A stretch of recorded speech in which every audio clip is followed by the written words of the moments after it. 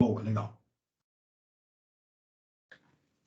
Olá, pessoal, boa noite. Eu sou o Vitor Dantas, junto com o meu querido amigo Eduardo Amaral, também conhecido como Eduardo Fenomaral. O homem Entanto. é nome, né? Hoje a gente está na segunda aula do Zero Herói, e a ideia dessa mentoria é a gente apresentar conteúdo básico sobre a ferramenta. Em especial, a gente vai estar falando sobre o Dataverse e seguir, né? Começar do nível básico e avançar até temas mais rebuscados dentro da tecnologia Power Platform. A gente tem feito essa mentoria em inglês, na parte com o grupo em inglês. A gente já está na quarta temporada. Começamos as duas primeiras com Portal. A terceira sessão foi sobre Power Automate e vingou falar sobre Dataverse nesse momento. Né? Se você é profissional de CRM, Dynamics CRM, ou você trabalha com 365 hoje, você vai ver que muito do que vai ser discutido vai ser bem similar com o que você já faz. Talvez você tenha um servidor na sua empresa, você trabalha direto nesse servidor. O que é que a Microsoft fez? Ela pegou o miolo de customização do CRM faz acho que uns 3, 4 anos e começou a desacoplar. Então, o português vai ficar difícil hoje. É isso aí Mas mesmo. ela removeu esse miolo do CRM e rebatizou, tentou rebatizar com dois nomes. Houveram algumas fricções aí no meio do caminho. A Microsoft escolheu um nome que já existia no mercado, era o Dataflex, foi processado por isso. E, por fim, renomeou para o Dataverse. Então, muita coisa que a gente vai ver hoje é uma evolução daquilo que, se você é desenvolvedor CRM, é uma evolução daquilo que você já usa, tá? E a ideia da lição de hoje, ou do bate-papo de hoje, é a gente falar um pouco sobre design de banco de dados em geral, falar como o design de banco de dados é aplicado dentro do Dataverse, ou se você quiser usar as técnicas daquilo que a gente vai falar hoje, também vai servir no propósito de desenvolver dentro do Dynamics CRM, se você ainda estiver trabalhando com a ferramenta em servidores locais, tá bom? Vou pedir para vocês, se estiverem com o microfone aberto, para fechar o microfone e a gente já vai dar continuidade. Alguma coisa que eu esqueci de falar aqui, o Du, É você isso vai me mesmo. falando, tá? Então, quem sou eu? Meu nome é Vitor Dantas, sou natural de Salvador, na Bahia. Morei por quase 7 anos nos Estados Unidos, hoje moro no Canadá, vou fazer 10 anos em maio, né? Mas amo o Brasil, amo o povo brasileiro, e a ideia desse tipo de mentoria é realmente pegar valor para os falantes de língua portuguesa, né? Seja no Brasil ou no, em outros lugares que se fala português, Portugal, Angola e por aí vai.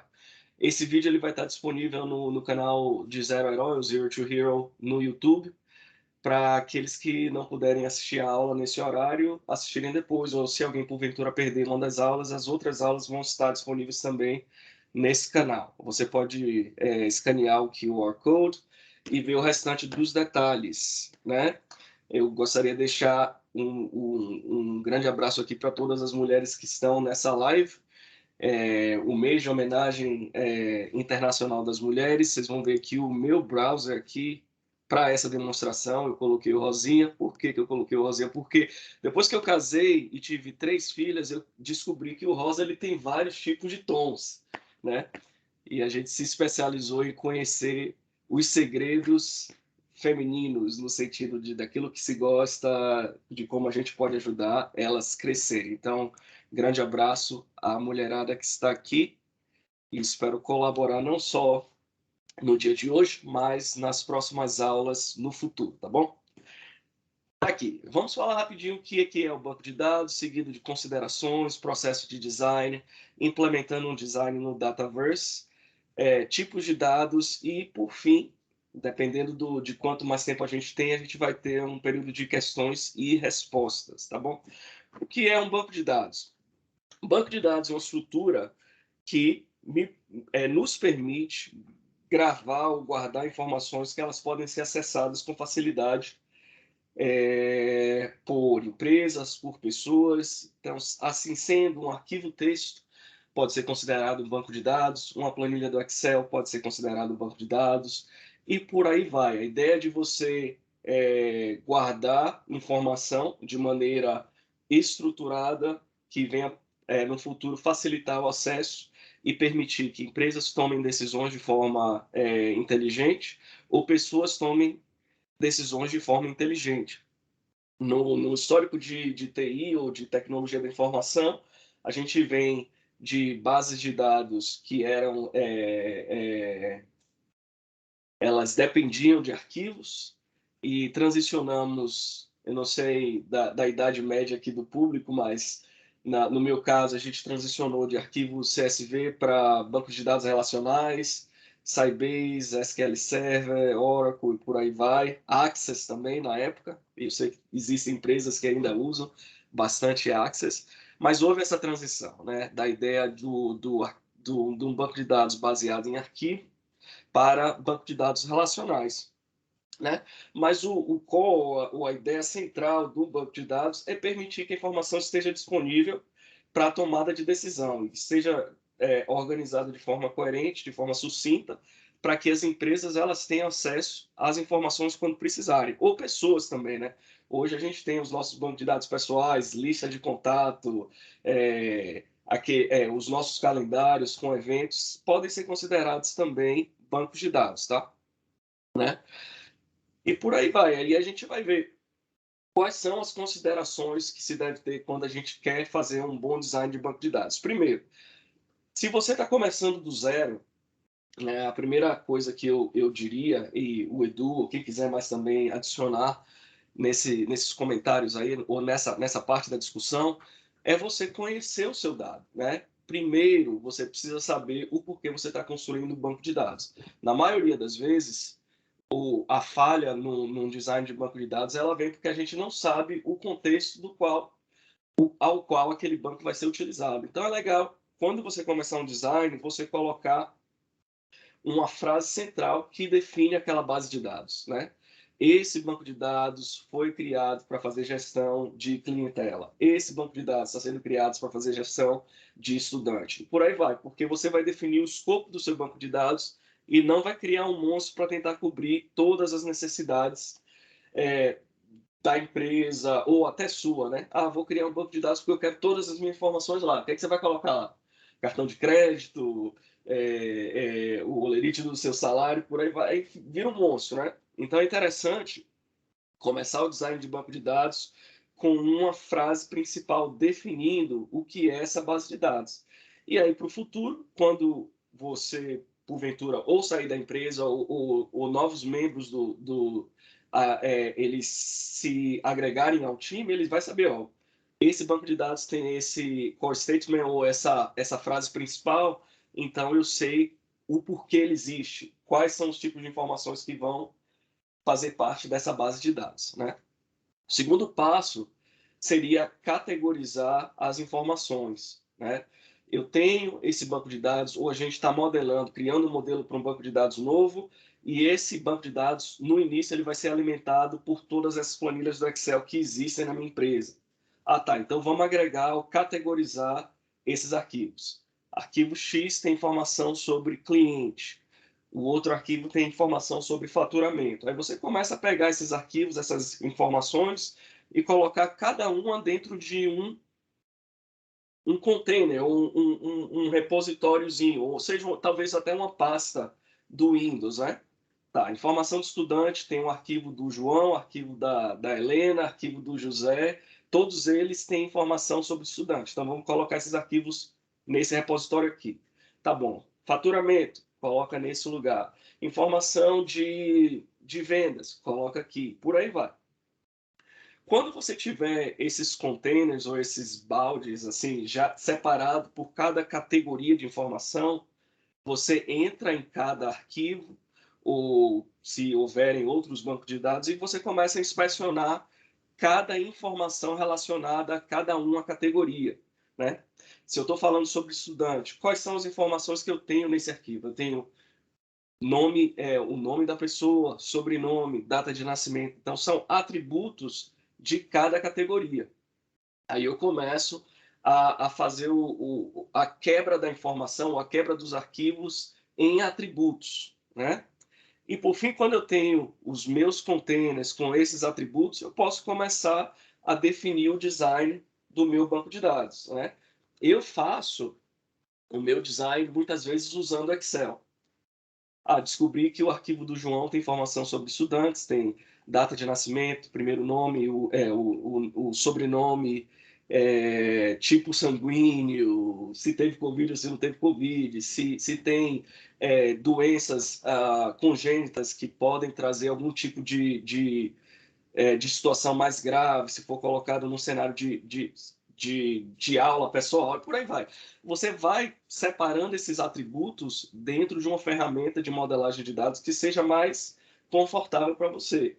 Geralmente eu uso Excel, ou muitas vezes eu uso um pedaço de papel que eu vou escrevendo aquilo que eu vou achando. Comecei um novo projeto, a empresa não tem nada de banco de dados, tem um PDF que é um formulário que define a entrada de dados, eu pego esse formulário e começo a descrever os atributos.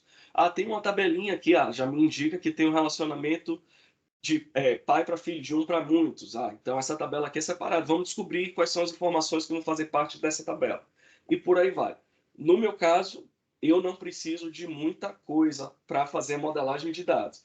Mas você pode usar, acho que o Draw.io, o Draw.io, que é gratuito, você pode usar para fazer essa definição de modelo de dados, você pode usar o papel, você pode usar um Visio da vida e tal. Por aí vai, uma ferramenta de UML, o que seja. Você pode usar aquilo que você tiver mais conforto, né, em fazer, ficar mais confortável para você utilizar, né? Uma das coisas também que a gente pratica bastante aqui nessa parte de análise de modelo, se você é um profissional maduro no Dataverse ou até em definição de banco de dados, você pode fazer essa modelagem direto no Dataverse. Abre uma tela, cria uma tabela e já vai criando as colunas lá. Por quê? Se você conseguir fazer isso de forma eficaz, você eliminou aquela tarefa do seu trabalho de desenvolvimento do aplicativo numa sessão com o seu cliente. Sentou com o cara e fala, vai ter o quê? Quais são os atributos que você quer para o estudante? Nome, sobrenome, data de nascimento, sei lá o que mais. Você já vai criando a, as colunas já na ferramenta. E aí você não precisa de um desenvolvedor para fazer isso mais. Você já bypassou aquilo ali e ganhou tempo no desenvolvimento do sistema, tá bom? Mas esse a sequência que eu uso. Define os containers, esses containers no final se tornarão tabelas, e os atributos de cada container desse, de cada tabela. Né? E aí, eu acho que eu já falei sobre isso, vamos passar para o próximo. Revisar e refinar o design. Né? Depois que você fez esse trabalho inicial, se você fez no papel, se você fez uma ferramenta em UML, o que seja, você volta lá nessa documentação e começa a refinar, começa a revisar essas informações. Eu coloquei que na tabela de estudante teria data de nascimento, tá? Mas eu vi aqui embaixo que existe uma preocupação da instituição, do meu cliente, em não guardar o ano do nascimento. Então deixa eu refinar isso aqui. Eu não quero mais data de nascimento, eu só quero mês e dia para celebrar o aniversário, mas talvez para o estudante não seja confortável saber o ano que nasceu. Um exemplo, tá? Mas aí você começa a refinar esses atributos que você definiu. O bom da ferramenta como o Dataverse é que aquilo que você criou, você pode deletar, se não precisar. Mas é importante fazer esse trabalho. Nem tudo que você fez da primeira vez vai ficar para sempre nesse design de banco de dados, né? O passo 2 e o passo 3 é de extrema importância. No passo 2, eu preciso saber como que esses containers ou essas tabelas se relacionam um com o outro. Né? Se eu tenho um estudante aqui e eu tenho, talvez, registro de pagamentos de mensalidade da faculdade ou da escola, como é que eles se relacionam? Né? Nesse exemplo, você tem um relacionamento de um estudante para muitos pagamentos. Né? Então, é um relacionamento de um para muitos. A gente vai falar sobre o tipo de relacionamento já já. Mas é importante até antes de definir se é um para muitos, se muito para muitos, se é muitos para um, o que seja o tipo de relacionamento, é saber que existe um relacionamento entre esses dois containers, essas duas tabelas, né? Começar a desenhar as linhas de um para o outro, e daí uma ferramenta de OML talvez funcione um pouco melhor. Mas, falando sério, aqui, ó, tá aqui a minha ferramenta de um ML do dia a dia, tá? É onde eu começo a organizar a minha cabeça até chegar na definição do design mesmo do banco de dados e do aplicativo por fim, né? E o terceiro passo é você normalizar o DB. Aí você vai usar um pouquinho mais de técnica de desenvolvimento ou design de banco de dados para saber o seguinte: a informação que eu coloquei na minha tabela pai, nesse caso estudante, ela está se repetindo em outra tabela, está se repetindo na tabela de pagamento, ou eu tenho só uma chave estrangeira entre os dois, né? Se eu começo a ver repetição de informação, aí eu tenho que me perguntar por que está repetindo? Isso me dá algum benefício no desenvolvimento do aplicativo? Se sim, deixa lá, mas eu tenho que me preocupar em manter a informação atualizada. Senão, eu removo e mantenho a integridade dos dados. Você levantou a mão aí, fala aí, garoto. Boa. Uma das principais preocupações que a gente enfrenta hoje, quando a gente, nas soluções, né, que a gente pega para desenvolver ou dá até manutenção de outras pessoas que fizeram, ou simplesmente os makers das empresas, né, relacionado a banco de dados.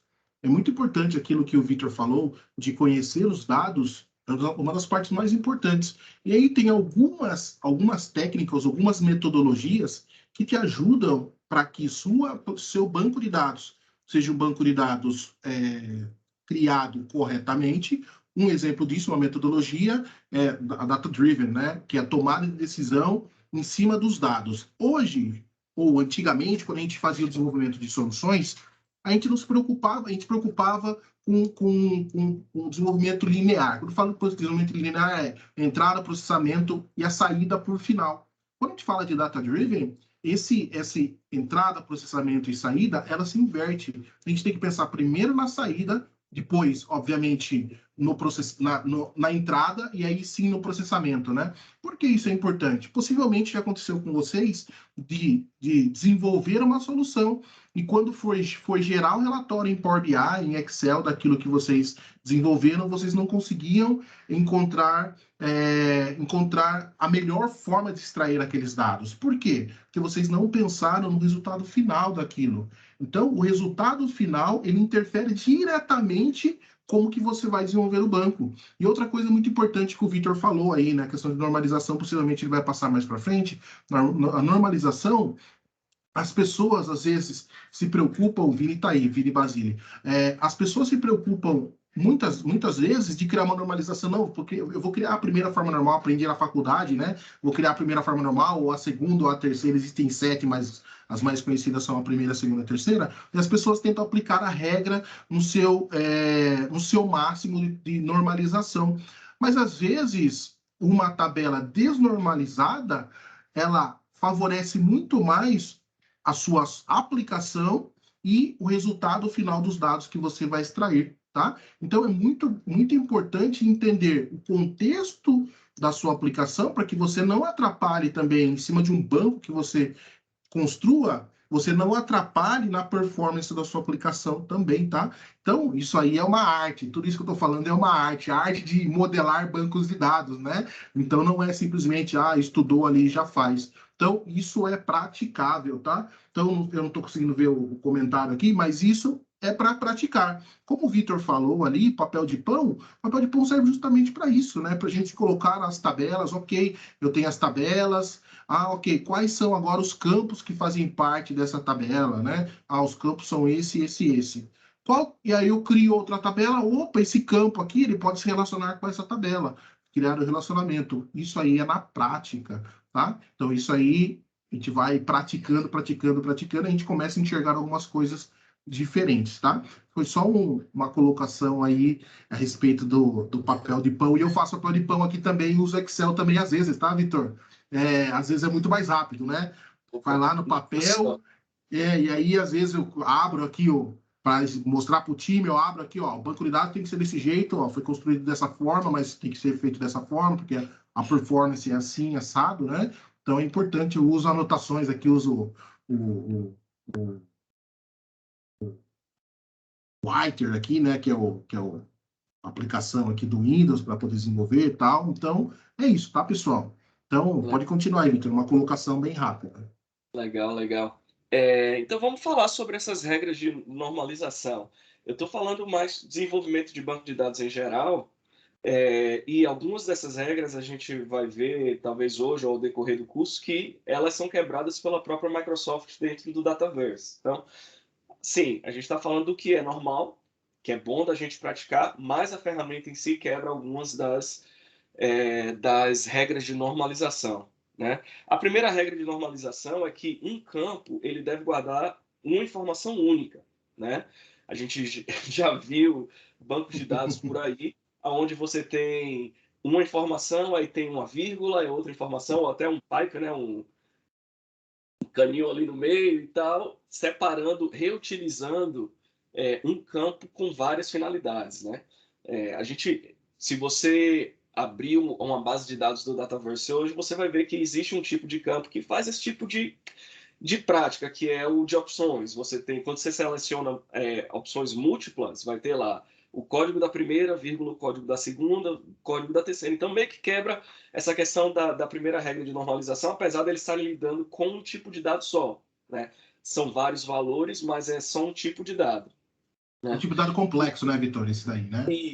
Isso. Mas para nós, à medida que a gente cria as nossas colunas, customizadas, as nossas tabelas, é legal que a gente não faça esse tipo de coisa, né? Você olha para um campo, aí tem o nome do cara, vírgula, data de nascimento, CPF, tá? Você não sabe o que está acontecendo ali, né?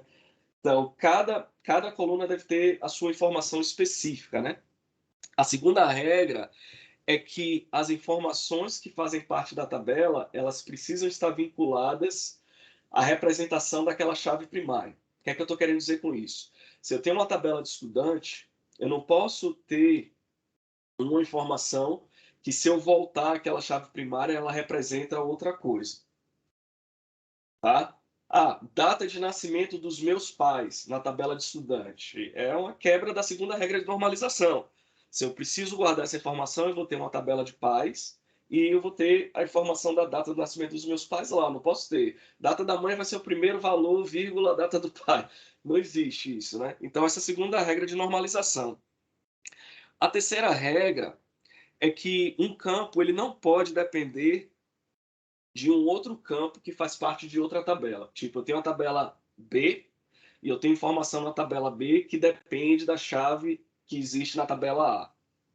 Tá bom? Então, essas três regras são simples, básicas, mas se a gente manter esse entendimento, a gente vai ter um bom design de banco de dados. Claro que, quando a gente está falando de desenvolvimento de aplicativos low-code, vocês vão ver que repetição de dados em tabelas filho pode facilitar no desenvolvimento de formulários ou de workflows que vão permitir que pessoas que não têm dado conhecimento técnico consigam entregar uma solução para o cliente.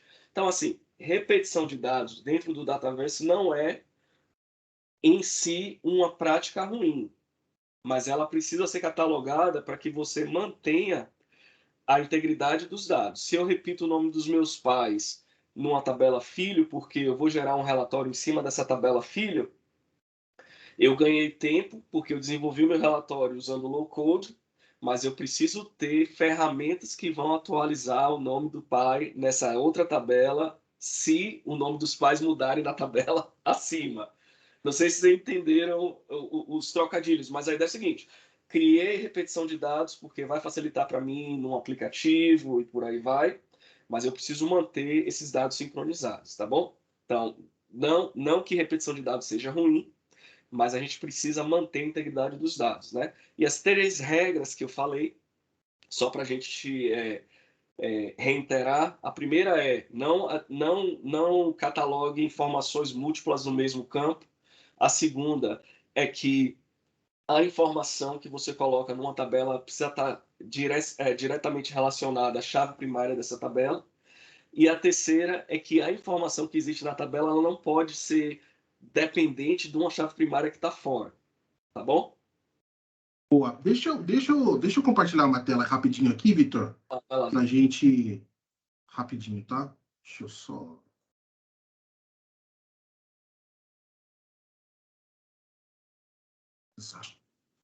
Aí.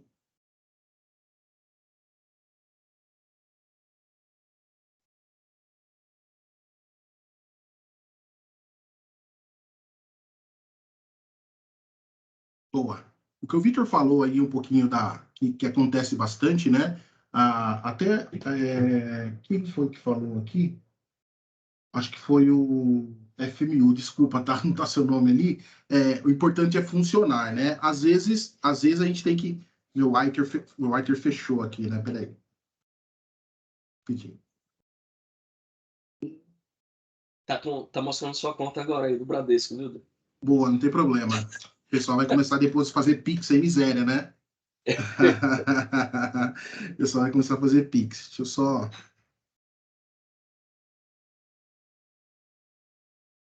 Deu uma travadinha aqui, peraí. Vocês perceberam como que é minhas reuniões, como elas são, né? Caramba, peraí, deixa eu limpar essa tela aqui. Beleza. Então, o que o Vitor disse, né? Se eu tenho, por exemplo, aqui, eu tenho o nome, eu tenho, por exemplo, o RG, eu tenho telefone, eu tenho outra informação aqui, sei lá,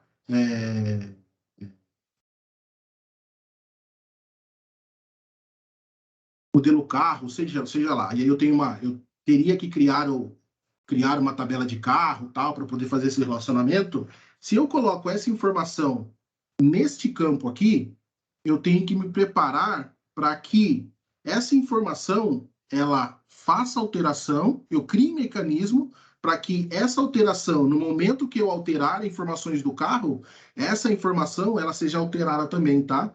Porque senão eu tenho duas informações diferentes dentro da mesma base. A gente tem que se preocupar muito com isso quando a gente faz desenvolvimento de banco, tá? Para que, por exemplo, o exemplo que o Vitor deu, o nome do pai, por exemplo. Obviamente o nome do pai nunca vai mudar, né? Mas outra informação relacionada ao pai, eu teria que ter uma tabela específica para relacionar a parte de parentesco lá, os dependentes, todas essas informações, e eu não colocar informações dependentes aqui dentro, porque se esse dependente sofrer alguma alteração, eu tenho que criar um mecanismo para alterar nessa tabela que não tem nada a ver com dependente para que essa informação seja atualizada, tá? Então, tá errado fazer isso? Não tá errado, mas eu tenho que me preparar para que esse campo aqui, que não faz parte dessa entidade, ou não faz parte dessa entidade aqui, dessa tabela, ela não ela sofra alterações, tá? Então, a gente precisa pensar nisso daí quando vai fazer o desenvolvimento. Por isso que a gente amarra todas as informações bem certinha e cria relacionamento. Mas, como o Vitor disse, quando a gente faz desenvolvimento de low code, no code, às vezes a gente cria coisa, a gente tem que criar alguns mecanismos, né, para deixar a nossa aplicação um pouquinho mais rápida. Mas é isso, tá? Até esse exemplo aí que você falou do modelo de carro, a gente, nessa estrutura, a gente está assumindo que a pessoa tem um carro só. Aí, no caso do Vinícius, não ia funcionar. O cara tem 5 carros. Boa, e teria que ter uma tabela de só um carro aqui no caso, né? Se tiver mais 2 carros, complicou tudo. Aí tem gente que faz o quê? Carro 1, carro 2, carro 3, né? Ou carro 1, ponto e vírgula, carro 2, ponto e vírgula, carro 3. Não rola isso daí, tá, pessoal? Isso não mata, isso aí você vai matar a pessoa do coração, tá? Vai lá, Vinícius. O Vinícius quer falar, quer Boa, pode E proteger. aí, falar, gente, tudo Vini. bem? Não, é exatamente isso. A gente tem que também se preocupar bastante com esses requisitos aí derivados por negócio aí, essas solicitações de negócio, elas não podem influenciar a nossa modelagem nesse sentido, onde a gente cria essas tabelonas assim que o cara vai querer exportar para o Excel e ele quer tudo em coluna, etc. A gente não pode ser motivado por isso. Os requisitos, a gente tem que respeitar essas modelagens de banco de dados para que isso seja escalável, a gente possa ter essas adaptações aí de relações, uma pessoa que pode ter muitos carros, alguém que pode ter múltiplos parentes, essas modelagens, e o responsável por isso, para unir essas coisas ou fazer esses cruzamentos, tem que ser uma ferramenta de BI. A gente não pode transformar o Dynamics num BI. Não podem ser esses motivadores, esses requisitos que levam a essas modelagens que elas não são escaláveis. Falou e Perfeito, disse. muito bom, muito bom. O... tem uma questão que até o Basile tinha falado, boa, que alguém comentou, não sei se tem parte de documentação aí, Vitor? Documentação do Boa, de, base? de banco, né? É importante, o Basile deu até uma sugestão e o Basile tem uma aula relacionada a documentações, essas coisas, e aí algumas pessoas disseram aqui, a modelagem ou o cara que vai extrair os dados, ele precisa participar do levantamento de requisito e estruturação da aplicação, não é? Não é só entrar o analista de sistema, o analista de requisito e simplesmente levanta os requisitos e aí faz a documentação. Não, precisa de ter. Por isso que é importante ter no levantamento de requisito, ter o arquiteto, por isso que é importante. E aí, para cada fase de documentação, por exemplo, uma documentação de levantamento de requisito, uma documentação de especificação técnica, uma documentação de especificação funcional, é importante ter as pessoas capazes para criar esse tipo de documentação, né? Quando eu falo capaz, não seria capaz a palavra, mas seria o papel e responsabilidade. Documentação e especificação funcional, tem que ter o cara que conheça a parte funcional ali, requisitos, tem que ter o arquiteto ali, especificação técnica também, tem que ter o arquiteto para entender e criar uma arquitetura correta, pensando de ponta a ponta na aplicação. Porque não adianta nada começar a criar o banco, faz a aplicação, chega lá no final, a aplicação começa a dar problema porque não foi pensado no resultado final, assim como eu disse já, tá? Beleza, Edu. 100%. Então, voltando aqui, a gente vê no banco de dados relacional, a gente tem esses tipos de relacionamento. A gente está falando sobre a parte teórica, daí a gente vai falar como que esses relacionamentos eles existem no Dataverse, né? A parte teórica, no banco de dados relacional, você vai ter um para muitos, o relacionamento um para muitos, um para um e muitos para muitos. O relacionamento um para muitos, você tem um exemplo aqui, eu peguei um exemplo onde você tem um fornecedor e esse fornecedor ele aparece associado a produtos. Então você tem, fornecedor 1, ele oferece esse tipo de produto. Então a repetição aqui é do identificador único. A gente não está repetindo o nome da empresa, do fornecedor. Se fosse o caso, se a gente estivesse repetindo aqui, a hora que você muda o dado aqui, você tem que voltar aqui embaixo e mudar os dados novamente, né? Um outro exemplo ou um exemplo de muitos para muitos, é onde você tem um sistema de venda. Você tem os pedidos, produtos, e aí você tem a junção dos dois nos detalhes do pedido. Tem o código do pedido aqui em cima, quem é o cliente, e aqui abaixo você tem esse mesmo código do pedido, o código dos produtos, e aí o valor e a quantidade de cada produto. Então, esse tipo de relacionamento é muitos para muitos em relação ao pedido e os produtos. Eles podem existir independente da maneira que você olha, ou a dimensão que você olha, ou para a dimensão que você olha, eles vão se repetir várias vezes, né? O um para um é onde você começa a praticar essa ideia de que eu não preciso desenvolver uma tabela muito larga, ou seja, eu não preciso colocar todos os campos dentro da minha tabela, mas eu posso extrair alguns campos para uma tabela separada, sendo que eu fiz um estudo de incidência desses campos. Um exemplo, uma pessoa ela vai criar o Amazon, um site como o Amazon. No site dele, ele vai vender produto simples e produtos produtos médicos, produtos medicinais. Nem todos os atributos de produtos medicinais, eles vão, acho que nenhum, na verdade, vai ser utilizado para um produto normal. Vou vender uma tomada. Eu não preciso colocar número de inscrição no Ministério da Saúde, eu não preciso colocar quais são os subprodutos que fazem parte disso aqui, dessa tomada, né?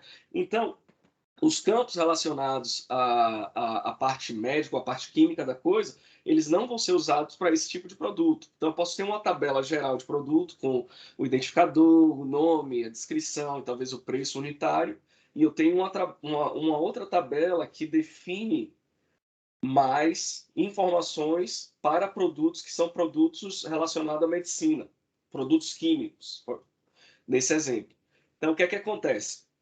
Se eu tenho uma tabela larga no Dataverse ou em qualquer outro banco de dados, Aqueles campos que estão lá, que eu não uso, mas que estão com valor nulo, a interpretação para a maioria das pessoas é que o valor nulo ele não ocupa espaço. E isso não é verdade. O valor nulo no banco de dados relacional ele ocupa espaço. Então, se eu tenho uma tabela, que eu tenho uma linha, que eu tenho 2 campos só populados de 50, eu estou perdendo espaço de banco de dados, né? Não só isso, acho que alguém colocou um comentário aí sobre index, sobre velocidade de processamento, acesso à informação. Tudo isso é influenciado por esse número de colunas, se eu tiver índices baseados nessas colunas. Então, é mais inteligente eu fragmentar minha tabela e só usar registro nessa tabela mais específica quando as informações realmente existem, né? Então, esse tipo de relacionamento é o 1 para 1, tá bom?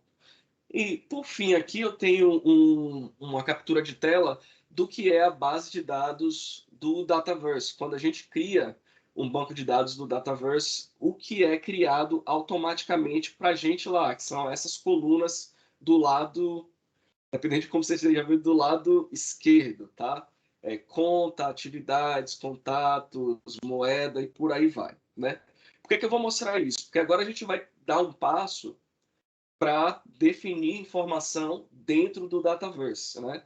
Então, como eu introduzi essa sessão, o que é o Dataverse? Está todo mundo falando sobre Dataverse. Para quem já trabalhou com Dynamics CRM, talvez desde lá da versão 4, vocês vão ver que o Dataverse nada mais é do que aquele miolo de customização, onde você criava entidades, colunas e tal. A Microsoft extraiu esse miolo e trouxe ele para ser a parte principal, talvez, do Power Platform, né? Então, quando a gente cria um ambiente do Dataverse, ele já vai automaticamente criar essas tabelas principais aqui, tá bom? Então, vamos lá. Eu vou sair aqui do PowerPoint e vou mostrar uma página para vocês. Vou colocar esse link dessa página aqui na área de chat. Acho que subiu o link aí, né?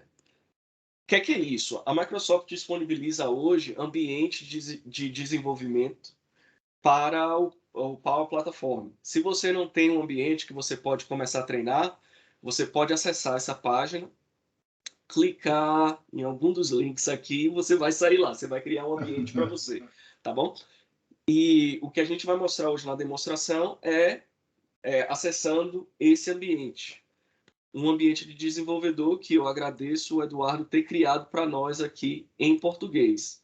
Quando você acessa esse ambiente, dependendo de onde você trabalha, se a empresa já tiver alguns ambientes criados, a primeira coisa que você tem que ter certeza é que você está trabalhando no seu ambiente. Ele vai vir com o nome desenvolvedor e o seu nome logo após, tá? Tenha certeza que você está fazendo isso no seu ambiente, porque você não quer criar objetos e automações em ambientes da sua empresa, tá? Se você deixa eu fazer um adendo, Vitor. Quando a gente fala de licença para desenvolvedor, essa é uma licença que tem todos os recursos da Power Platform, tá bom? É importante dizer isso, mas é um ambiente de desenvolvedor para você fazer teste. Quando você faz a inscrição, ele pede um usuário de trabalho, né? E você vai colocar o usuário da sua empresa lá, tudo bem, não tem problema nenhum. Mas você não vai conseguir compartilhar com ninguém essa aplicação, tá? Então, essa estrutura que você monta, você não consegue compartilhar com ninguém, porque é uma estrutura de estudo. E aí, consequentemente, não dá para compartilhar. É só uma colocação aí, tá bom? Exato. Então, é importante... Eu acho que eu não mandei o link, né? Deixa eu mandar aqui. O Eduardo já colocou aqui já. Obrigado, tá? Tá bom. Então, mas é bem legal. Como o Du falou, você tem acesso a todas as funcionalidades do Power Platform aqui, inclusive para criar automação via Azure DevOps, falando a linguagem de quem já desenvolve e talvez esteja assistindo essa aula, né? Não tem nenhuma limitação, a não ser número de usuário, como o Du falou, não é multiusuário, é um ambiente para você sozinho, né? Para um desenvolvedor. Então, aqui, quando eu acesso, eu tenho diferentes áreas. E aí o pessoal, Eduardo, Vinícius Basile, Drummond, Alisson Scalco, os irmãos Romão, eles vão estar falando sobre essas outras áreas, a parte de aplicativo e tal. Mas a parte que é importante para nós hoje é essa área de soluções. E aí começa você trazer à memória aquilo que você viu lá no passado, CRM, soluções e tal, né? Então, dentro dessa área de soluções, você vai criar uma solução, né? Essa é a primeira coisa que a lição de desenvolvedor para mim é fazer as minhas customizações dentro de uma solução para que eu possa transferir para outros ambientes, se assim eu desejar, né? A primeira coisa que a gente vai fazer aqui é criar uma solução. Então, para quem já trabalha com CRM, isso aqui é praxe. Você cria uma solução, você escolhe quem é o fornecedor. Eu criei um fornecedor para mim, tá? E eu tenho a minha solução que eu chamei aqui de Zero to Hero Customizations, tá? Ou customizações. Quando eu clico na minha solução, ele vai listar todos os objetos que eu tenho associado a essa solução. Eu criei uma tabela customizada que eu chamo de exemplo e criei alguns campos que associam essa minha tabela à conta e a contato. Por isso que aparecem essas duas tabelas aqui. Eu não criei essas duas. Elas já vieram com a minha instalação do Dataverse. Quando eu pedi para a Microsoft criar um banco de dados dentro do meu ambiente, ele criou essas tabelas, tá bom? Então, o que é que eu vejo aqui? Eu cliquei na tabela que eu criei, né? Você pode criar uma nova tabela, você vai aqui nesse node, nessa área de tabelas, ou aqui em cima, clica novo, tabela, ele vai pedir o nome da sua tabela, automaticamente ele calcula e mostra o plural, e qual é a coluna primária da minha tabela. Daí você pode mudar para o nome que você quiser, e que se você quiser também definir a precisão da sua coluna, você pode definir aqui, né? Ah, mas eu quero criar outras colunas. Pois bem, clico na tabela, clico na área de colunas, e aí eu clico para adicionar colunas, tá? E aqui eu tenho os tipos. Então, qual é o exercício que a gente vai fazer hoje? Eu vou dar um nome qualquer aqui, teste, só para o editor aqui ele não ficar enchendo o saco pedindo para eu digitar alguma coisa. E eu vou fazer um paralelo dos tipos de dados com um formulário que eu criei com todos os tipos de dados. Então, a gente vai ver quais são os tipos e como eles se apresentam em tela no formulário, tá bom? Então, vai lá. O primeiro campo é o campo texto, tá? Que ele traduz para um campo varchar no banco de dados, tá bom? Eu posso definir se é opcional ou se é obrigatório, e aqui eu tenho opções avançadas. A gente não vai falar sobre cada um, mas mais importante aqui é o tamanho, né? Quantos caracteres eu quero permitir o usuário ver ou poder digitar dentro do formulário quando eu expor esse campo no meu formulário, né? Já no formulário, é dessa forma que o campo texto simples se apresenta, né? Se eu coloquei com 100 caracteres e eu começar a digitar bastante aqui, vai chegar uma hora que ele não me permite mais digitar. Então, veja bem, eu faço a modelagem de dados e essa modelagem de dados, ela já me dá funcionalidade de controle dentro do aplicativo. Se eu quisesse fazer isso com o banco de dados SQL sozinho, eu teria que desenvolver esse mecanismo, ou talvez pegar um MVC da vida, plugar no meu banco de dados e pedir para o ASP.NET MVC, para o Visual Studio gerar isso para mim. Mas, como eu estou fazendo o meu modelo via Dataverse, eu não tenho só a base de dados, mas também controle no meu aplicativo, de como funciona, tá bom? O segundo campo que eu tenho na lista aqui é a área de texto. Ele é similar ao campo texto normal, até no tamanho de comprimento, quantos caracteres ele permite, mas eu consigo apresentar esse texto em múltiplas linhas, tá bom? Então, essa é a diferença dos dois, né? Em termos de gravação, de como o dado é guardado no banco de dados, eles são praticamente a mesma coisa. A diferença aqui está na apresentação, tá bom? Próximo da lista aqui, e-mail, né? É um campo texto também, mas como eu defino ele como um e-mail, ele vai me apresentar uma interface que ele já valida se é um e-mail válido, se é um endereço de e-mail válido, tá bom? Eu coloquei um 1 ali no final e ele já falou, ó, isso aqui está errado, né? Não só ele faz a validação dos dados, mas ele também me dá a opção de clicar aqui se eu tiver um editor de e-mail ou um aplicativo de e-mail configurado. Acho que vocês não estão vendo isso aqui. Ele apresentou a tela do Outlook num outro lugar, mas ele já vai abrir o Outlook com esse endereço aqui já no campo para mim escrever para essa pessoa, né? Na sequência aqui eu tenho o campo URL, que é um endereço de internet, de um site. Ele também vai fazer a validação. Esse HTTP aqui. Ele já formatou para mim como endereço web, tá bom? Da mesma forma, ele coloca aqui no final o botãozinho para poder acessar esse site desde aquele controle, né? O próximo campo na sequência é um símbolo de ação. Não, esse ação aqui não é ação filme de ação, tá, gente? Ou um botão que você amarra uma ação do Power Apps, que seja, sabe? Esse símbolo de ação aqui é a ação da Bolsa de Valores. Então, se eu coloco MSFT e clico no botão, ele vai me abrir a cotação da ação da Microsoft. Se eu colocasse APPL, ele abriria o da Apple e por aí vai. Tá bom? Eu não sei se muita gente usa, mas tá aí, para quem quiser funcionar. Próximo tipo aqui é telefone. Telefone também ele vai tentar formatar e adiciona o botão. Se eu tiver o Skype ou uma ferramenta de VoIP aqui instalado, ele já vai fazer a ligação a partir do aplicativo, tá bom? Vamos lá. Sequência, numeração automática. Esse aqui seria um campo de autonumeração, aonde você pode construir essa autonumeração selecionando o tipo que você quer. Esse aqui seria um número com um prefixo, então se eu digo que isso aqui é um identificador, eu coloco como ID, ele já vai colocar o prefixo, traço, o valor da semente ou do contador, certo? Se eu disser que para começar com 1, ele vai mudar aqui e começar com 1. Eu posso mudar isso para data também, prefixado, ele coloca a data do dia, mais o número, ou eu posso customizar.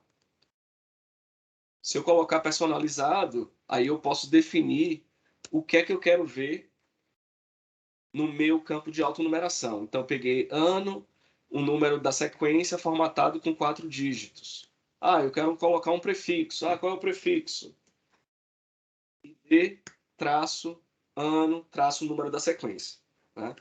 Então, isso aqui já para um maker, você não precisa programar para fazer isso. Para quem vem da era do CRM, às vezes que você quis fazer isso usando um workflow, acontecia sempre de, se o sistema tivesse um número alto de transação, você tinha repetição de ID muitas vezes, porque estava sendo gerado no mesmo segundo. Então, isso aqui resolve esse problema e resolve sem código, né? Vamos lá. O próximo. Então, como que apresenta esse número numeração? Ele não vai carregar na hora que você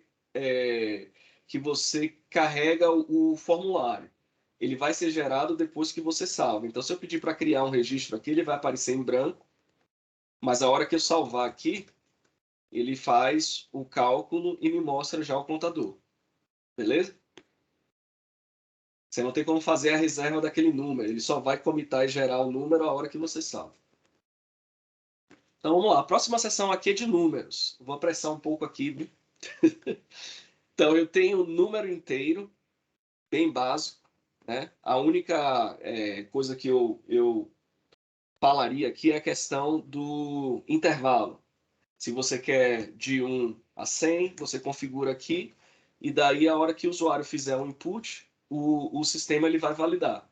Ah, botei 1 milhão, mas era só até 100. Não pode. Ele não vai permitir o usuário salvar com informação inválida. Tá? Daqui do número inteiro, eu vou passar lá embaixo para outros números. Eu não sei porque que a Microsoft não colocou o número tudo junto, mas beleza. Você tem o número decimal e o número de ponto flutuante. Esses dois números aqui, eles são bem similares, tá bom? A diferença aqui vai ser a precisão. o número decimal ele tem maior precisão, você consegue fazer com casas decimais maiores. E não só isso, o número decimal, se você é programador C#, é a diferença de decimal e float, né? O número decimal, ele não vai arredondar da mesma maneira que o float. O float ele vai arredondar praticamente automático, né? E o número decimal permite que você corte naquela precisão que você definiu. Então, se você está fazendo desenvolvimento de um aplicativo para o mercado financeiro e você não quer perder dinheiro no arredondamento, vai com o número decimal. Ainda que seja a mesma precisão, número de casas decimais, por aí vai, usa o decimal porque ele vai ser fiel nessa questão do não arredondar um número, tá? Mas em termos de apresentação de tela, opa, eles são similares, tá bom? Vitor, tem uma colocação, um exemplo que aconteceu comigo. Eu participei de um projeto de pricing, tá? E aí rodava milhões de reais no processo de precificação. E aí, isso impacta o tipo de campo que você vai utilizar aí, ou tipo de dado que você vai utilizar, impacta diretamente, assim como você falou, né? Impacta diretamente no resultado final. Então, se é algo milionário e você trabalha ali nos centavos, é importante você ter um entendimento perfeito das informações que vão ser inseridas ali, para não ter impacto. Para você ter ideia, foi criada uma modelagem no banco com 4 casas decimais. A gente gerou o relatório, estava dando uma diferença muito grande, diferença de $100 mil, para você ter ideia. Tinha produto, o litro valia $2 milhões de dólares o litro do produto, né? Um negócio meio bizarro, assim. Aí, estava dando diferença de $100 mil, num montante enorme na empresa, né? Então, a gente conseguiu, eu identifiquei esse problema por causa da quantidade de casa decimal. Então, é bem importante isso aí, tá? Isso, eu tenho que ficar esperto. Eu trabalhei num projeto de uma funerária nos Estados Unidos, que eles vendem certificado de caixão e serviço funerário, tá? E aí o que é que acontece? A pessoa compra, você não compra aí sabe que vai morrer, você compra geralmente anos antes, né? Você quer que dá um pouco de paz para a sua família de que chegar no momento de você falecer, eles não vão precisar comprar esse tipo de coisa, tá? Mas aí tem essa correção mês a mês, cada trimestre baseado na inflação do país. Então, a gente estava tendo problema também, assim como você falou, no cálculo, por conta da precisão dos números. É a precisão e o tipo de dado. Porque ainda que tenha precisão larga, se o tipo de dado, por exemplo, for o campo de ponto flutuante, ele vai arredondar, né? Então, tipo, se é centavos numa empresa que tem um número de transação muito alto, vai chegar lá em cima, você vai ver a diferença no preço, com certeza, né? Mas vamos lá, vamos continuar. Então, eu tenho 3 campos aqui nessa área de número inteiro que, na minha opinião, eles não têm nenhum tipo de relação com o número inteiro, que é duração, fuso horário e linguagem. Por que eles estão como número inteiro? A razão a qual eles são como número inteiro é por a maneira de como a informação é armazenada no banco de dados.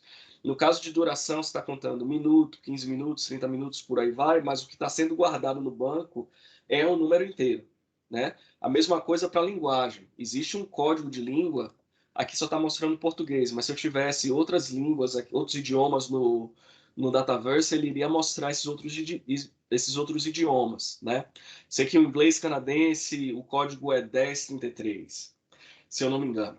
Não, 1017, o inglês americano 1033. Então ele está guardando só o número inteiro para representar essa língua. A mesma coisa o fuso horário. O fuso horário vai guardar o offset em relação ao UTC, né? O horário central de Greenwich que fala, né? Então ele vai guardar o -5, -10, -7, por aí vai. Mas a apresentação da informação para o usuário ainda é em texto, né? Mas é por isso que eles estão todos agregados aqui no número inteiro. O próximo tipo de campo que a gente vai falar é de data. Você tem data e hora e somente hora, né? Não tem muito o que se explicar aí. Você quer guardar a data e a hora de uma dada transação ou um elemento de dados, ou você só precisa guardar a data. O que é importante a gente falar é em relação a esse comportamento, tá? O Dynamics, ele é um sistema que permite pessoas de diferentes fusos horários trabalharem no mesmo registro. Então, se você tem times na Argentina, no Brasil, na Europa, e você precisa mostrar informação que ela é crítica, mas ela é relacionada ao horário onde a pessoa vive, você vai marcar aquela data como local do usuário. Porque eu falo, ó, fechei essa venda 10 da noite, horário de São Paulo. Mas o cara quer ver no horário dele lá na Europa. Né? Quando você salva o horário de São Paulo, ele guarda aquele valor UTC, tá? E aí a pessoa, quando abrir a tela na Europa, ela vai ver, teoricamente, o mesmo valor UTC, mas no fuso horário da pessoa, tá bom? Ah, mas se for data de nascimento, geralmente data de nascimento pouco importa qual era o horário de que você nasceu. Você nasceu aquele dia, pronto, acabou. Daí você usa independente de fuso horário, tá bom? E isso funciona tanto para data e hora, como para somente data, né? A apresentação dos dados em tela vai se dar dessa forma. Você escolhe a data aqui, ele apresenta o campo hora, você escolhe a hora. Ou se for somente data, você escolhe a data, acabou. Bom, vamos lá. Próximos campos que a gente vai olhar aqui, eu categorizei como campos relacionais. Daí vai aquele relacionamento um para muitos. O Dynamics, o Dataverse, ele não tem relacionamento um para um. Então você vai trabalhar com um para muitos e muitos para muitos só. Então quando eu crio um campo relacional, seja ele esse campo cliente ou que a Microsoft chama de campo pesquisa, eu acho que a turma do CRM conhece esse campo como campo consulta, né? O Dataverse ele vai criar por trás da cena um relacionamento entre as duas tabelas. O campo cliente em si, ele não me permite que eu selecione qual vai ser a tabela. Ele já implicitamente define que o meu cliente ou é uma conta ou é um contato, tá? Então é um exemplo de campo. Deixa eu ver se eu lembro a palavra em português. Polimórfico funciona, o Farol? É polimórfico mesmo. Funciona.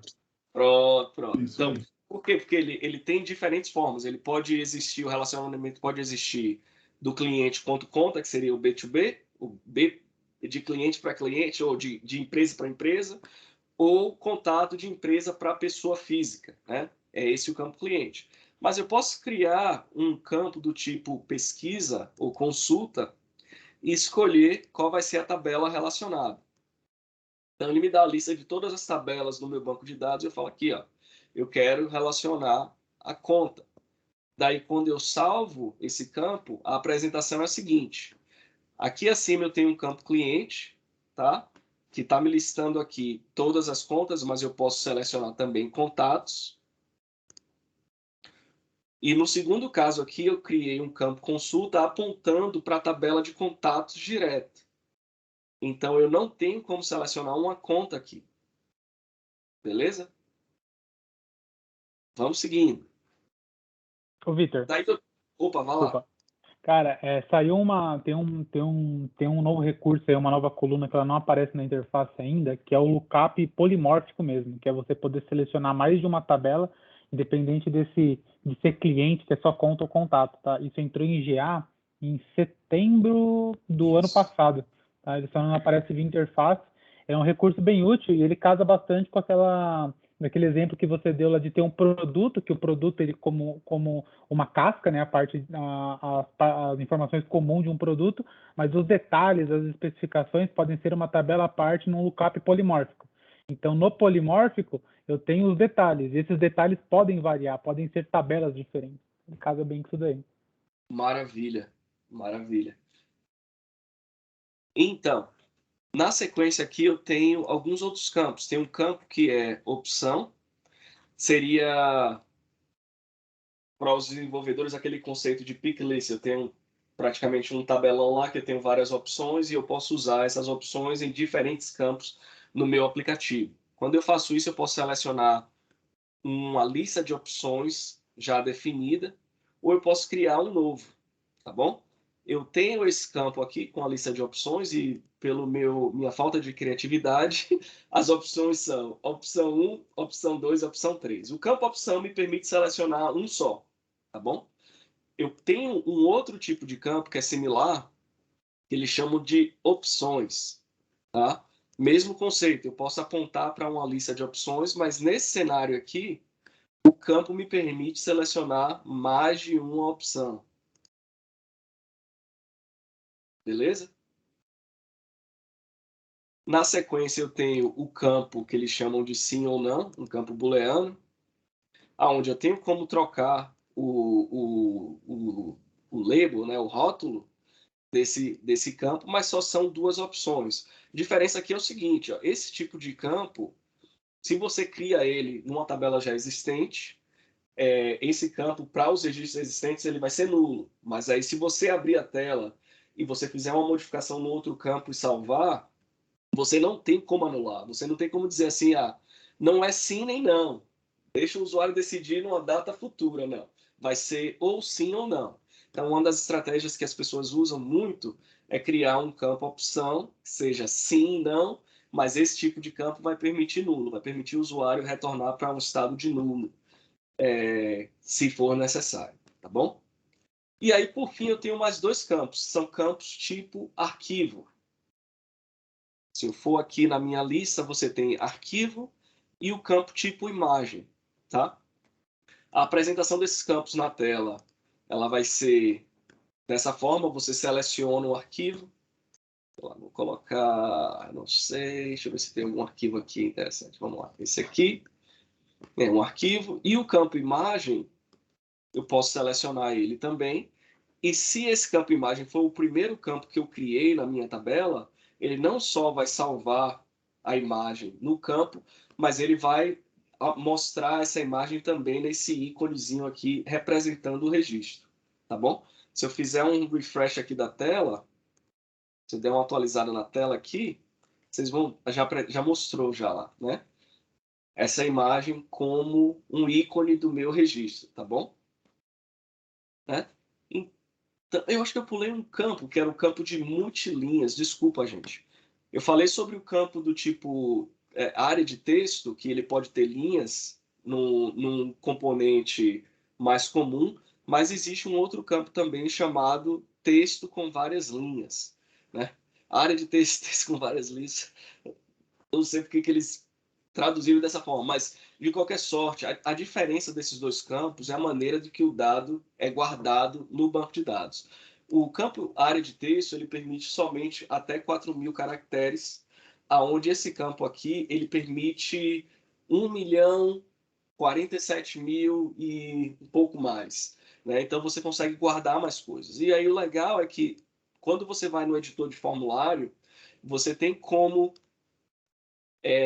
usar esse tipo de componente, que é um componente de texto rico, né, que permite formatação HTML nele, e eu tenho como fazer coisas do gênero, tipo, eu tirei um screenshot aqui da minha tela, eu chego aqui e salvo esses screenshots no meu componente, eu posso editar o tamanho da minha imagem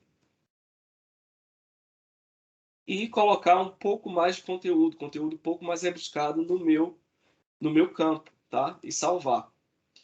Então, eu tenho como fazer isso com esse campo, sendo que o campo é limitado com 1 milhão e alguns poucos caracteres, tá bom? Então, tem que ter esse cuidado. Eu não vou poder pegar uma imagem ou várias imagens e continuar colocando aqui, vai ter uma hora que vai dar pau. Mas o campo em si permite que a gente faça esse tipo de trabalho. E como que ele guarda? Ele converte essa imagem num valor base, string base 64 e grava no banco com esse valor, né? Então, em relação a tipo de dados, a gente está tranquilo aqui. Eu queria mostrar uma coisa antes de eu desconectar, porque já eu tenho que sair. É o seguinte, para quem está definindo a base de dados, um arquiteto de solução, um desenvolvedor, você fala assim, beleza, eu criei esse banco de dados, mas eu tenho os dados aqui, eu tenho um aplicativo, resolvi esse problema, mas agora eu preciso facilitar para que outros aplicativos façam integração com o meu sistema. Você tem alternativas. Primeira sendo o Power Automate, né? Existem conectores do Power Automate direto para o Dataverse, você consegue expor essas informações. A segunda é o seguinte, quando você cria uma tabela e você cria os campos, automaticamente esses campos e essa tabela está disponível numa API, numa Web API, a Web API do Dataverse. Quem quiser consumir isso aqui, usa a Data para fazer a autenticação, um abraço. Você pode consumir os dados da maneira que você bem entender, expor no aplicativo que você quiser. Né? Eu estou apresentando dados aqui de registros que foram criados. Olha lá a minha imagem lá. Olha o tamanho do base 65 na minha API. Mas eu tenho também como dizer na API quais são as colunas que eu quero retornar. Não é um problema muito grande. Uma outra maneira de se usar as informações imputadas aqui é via consulta de banco de dados. Né? O Dataverse me permite conectar a base de dados direto, eu vou na minha tabela e eu posso executar consultas, se eu tiver conectado. Pode responder a pergunta. Então, eu tenho como conectar o Power BI ao Dataverse com a conexão direta dessa forma, ou eu posso usar a API para trazer os dados do Dataverse para dentro do Power BI e fazer transformação lá. Eu encerrei minha apresentação. Vou deixar vocês conversando. Vou tentar pegar algumas perguntas, mas... A gente respondeu tudo já, tá, Vitor? Como é? Todas as perguntas foram respondidas já, tá? Já foi, já? Já foram. Basílio, eu tô aqui respondendo, tal. Todo mundo, Edu, todo mundo tá participando aqui, tá? Vocês são muito fera. E, cara, eu espero que a galera tenha gostado dessa aula, desse bate-papo, né? Não é uma aula, é um bate-papo mostrando recursos para todo mundo, a troca de experiência é bem legal, a participação é ainda mais importante, né?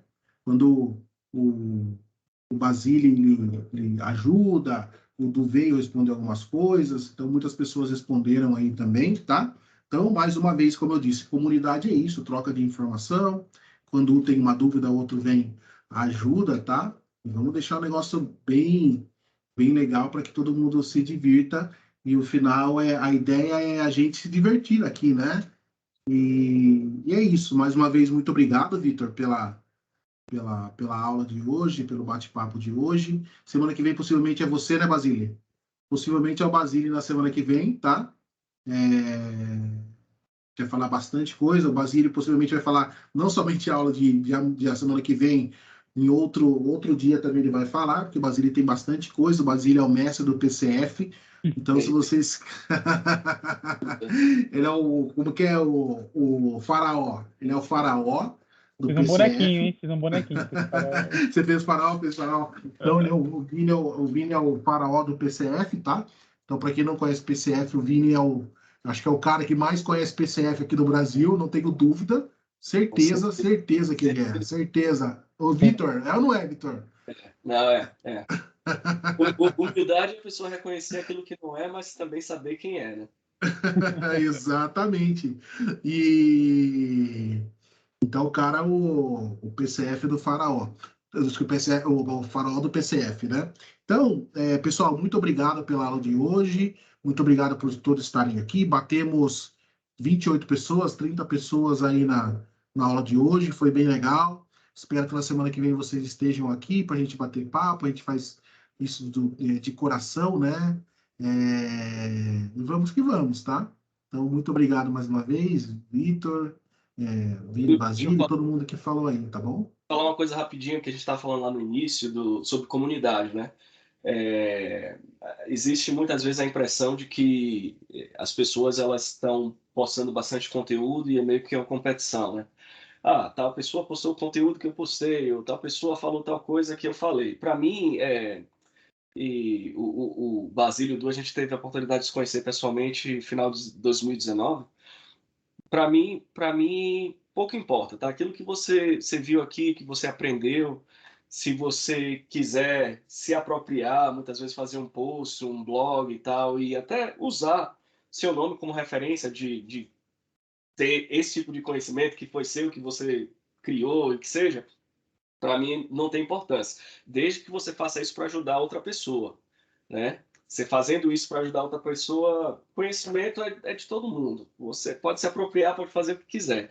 É como eu sempre falo com os amigos aqui, é um provérbio hebraico que diz assim: como o ferro amola o ferro, assim um amigo aperfeiçoa o outro, né? Esse aí é o lema, a gente se aperfeiçoar. Pode ter um pouquinho de fricção aqui e ali, mas é para melhora do coletivo, melhora do indivíduo e do coletivo também, né?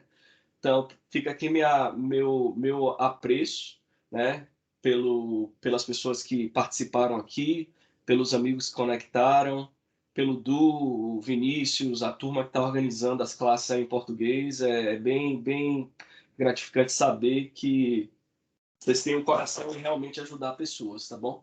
Muito obrigado mesmo aí pela oportunidade e por essa janela aqui, tá bom? Obrigado, Vitor, como sempre aí, coraçãozaço. O Vitor fala da gente, mas o maior coração aqui é dele, tá? Então, nunca me canso de falar isso. Esse cara é super generoso. Eu vou parar a gravação aqui, tá? Se a gente quiser continuar,